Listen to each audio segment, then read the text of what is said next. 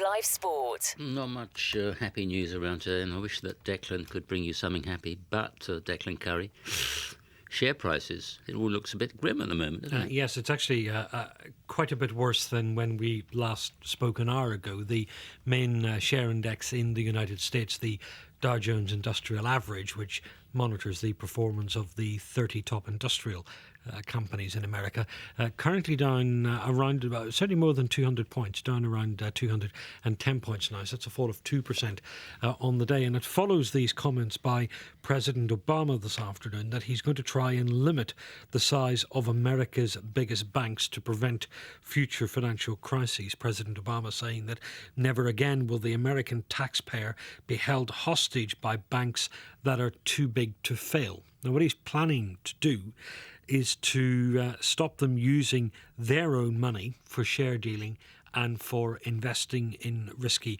financial transactions. So they, under these proposals, will be barred from owning, investing in or sponsoring a hedge fund or a private equity fund. And when you say it's their own money, it's, of course, it's our own money. Right now, for a number of the banks, it is indeed American taxpayers' money. Yeah. They'd also be stopped from what's known as proprietary trading. That is where instead of investing in shares on behalf of clients, on the instruction of clients, they would actually take banks' money and bet on the stock market themselves in the hope of making some money for themselves as well. So they're making them banks operate like banks again, really. How terribly old-fashioned. Yes. Yes. Sounds good to me, but they hate it.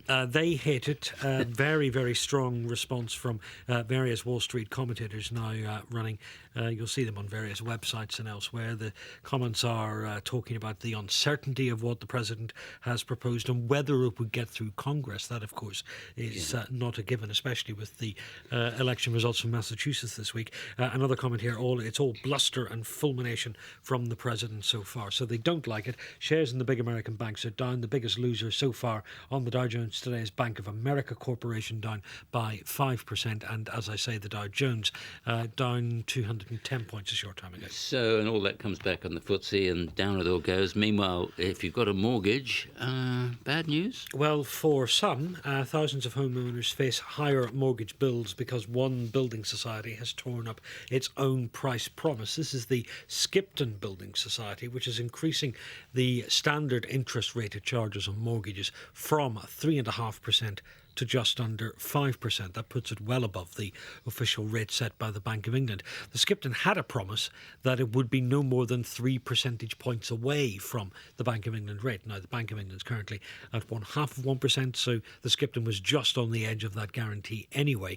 But it's now invoked an exceptional circumstances clause in the small print of its mortgage agreements to put mortgage rates up even higher. Well, Ian Hubbard from Plymouth listens to 5 Live. He's also a customer of the Skipton. He says today's news will make a big difference to his repayments. The problem is that with the interest rate increasing from 3.5% to 4.95%, that's a 42% increase in monthly repayments from the 1st of March. For many, many people, they will have to pay the increase with the Skipton, myself included. They will not have the option of switching mortgage to another lender because their overall circumstances won't allow that to happen. Well, that's Ian Hubbard. The Skipton says it's responding to what it calls exceptional market conditions. Jonathan Davis is a financial planner. Hello, Jonathan. Good evening, Declan. Good evening to you. Now, the Skipton's blaming this on record low interest rates set by the Bank of England, but you could also suggest that what's the real issue is that it's not been able to borrow money to lend out as mortgages cheaply enough. Yes, the smaller lenders, the building societies, can't really access the capital markets on a global level like the HSBCs and the Royal Bank of Scotland's can. So normally building societies get their lending money from depositors.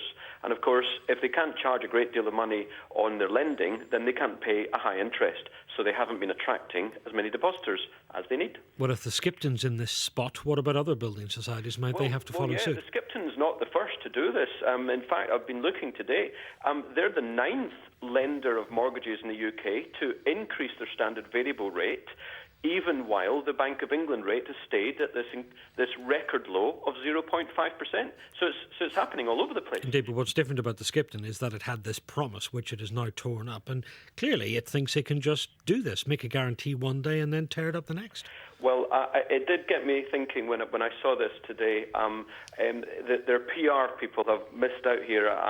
They couldn't have done any worse than having Osama bin Laden on their board.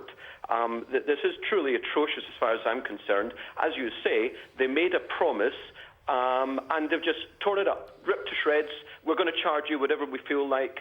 And, of course, they go to this phrase, exceptional circumstances.